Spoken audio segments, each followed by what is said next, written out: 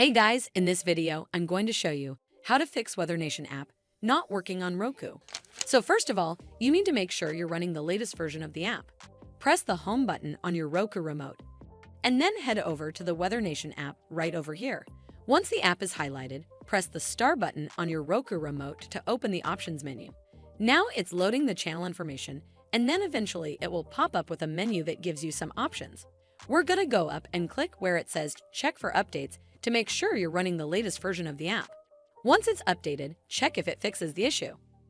But if you still encounter this issue, then you need to hard restart your Roku device. So the first step is to turn off your Roku device using the remote. Then unplug the power cable from the power outlet. Wait for 3 to 5 minutes, and then plug the power cable back in and turn it back on. This should fix the issue, but if it doesn't, then you need to completely reinstall the WeatherNation app. From the home screen, head over to the WeatherNation app right over here.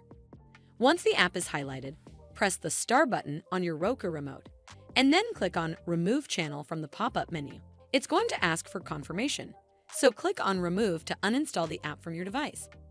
Once uninstalled, press the home button on your Roku remote. From here, we're just going to use our remote and scroll down until we get to where it says Streaming Channels, and then click OK on your remote. Once you're on this screen, scroll down to Search Channels and type in the app name, and it will then show up right over here. Scroll over to the right, and then click OK on your remote.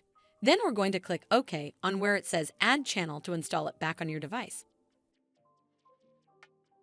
Well, that's how you fix WeatherNation app not working on Roku.